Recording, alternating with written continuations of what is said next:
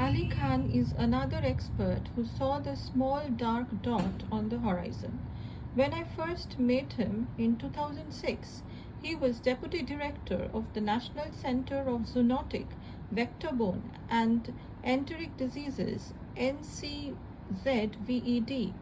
which is part of the United States CDC, and therefore he was tasked with dreaming pandemic nightmares in daylight. Khan was a medical doctor by training, like Don Burke, and an epidemiologist by career. He is also a man of candid, irreverent jocularity. He was wearing an epauletted uniform sweater at an first encounter in his CDC office because he was also a rear admiral in the United States Public Health Service, which is organized into ranks like those in the Navy. But beneath the sweater was no stuffed shirt.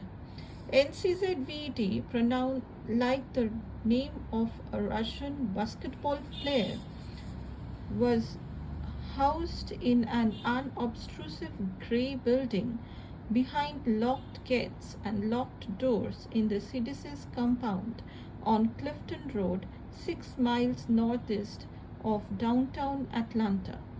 During a 2-day visit that year,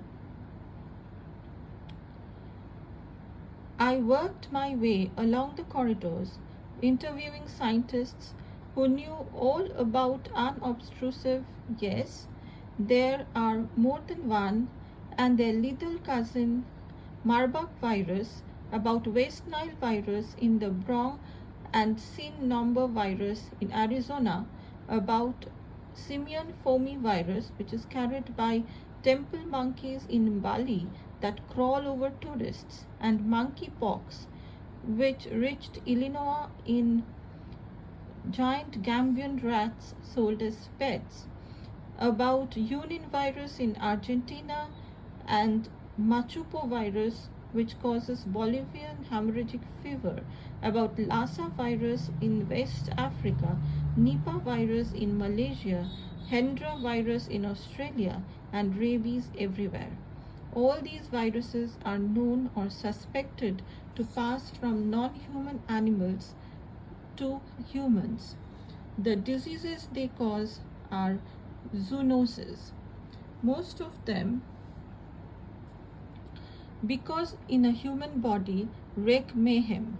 One exception, simian foamy virus, though vividly named, has never been implicated as an agent of disease. Some of them also transmit well among people, bursting into local outbreaks that kill hundreds. Each of them, not so long ago, was a novel virus. They are still relatively new to science and to human immune systems. They emerge unexpectedly and are difficult to retreat.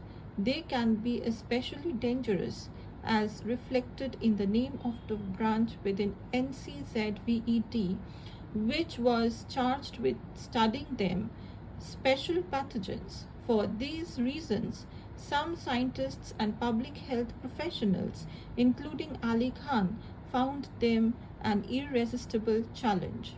It's because they keep you on your toes, he told me. On the second day of my visit, halfway through another long schedule of increasingly grim briefways, Khan took me to lunch at a sushi place. He surprised me with his jaunty informality. "All right, Kwame," he said. "You've heard all the talk from our people. Which of these diseases is your favorite?" "My favorite? Well, Ebola is pretty damn interesting," I told him. It was an obvious answer, a beginner's answer, as though I had been asked to recommend a brilliant but underappreciated author of horror novels, and I said Stephen King. "Ah," Khan said dismissively, "I like Ebola as much as the next person.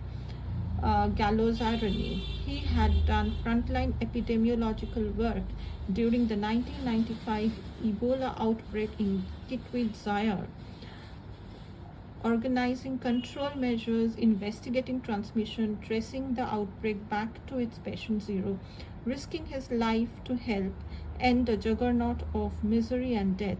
But for my money, he said, SARS was the one. SARS? I knew of it only as a bad viral disease that in 2003 came out of southern China and killed people in Toronto and a few other cities.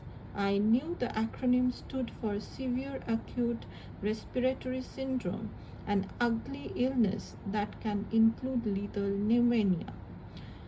I knew the numbers: about 8,000 infections, about 800 deaths, and that the outbreak then, for some reason, came to a halt.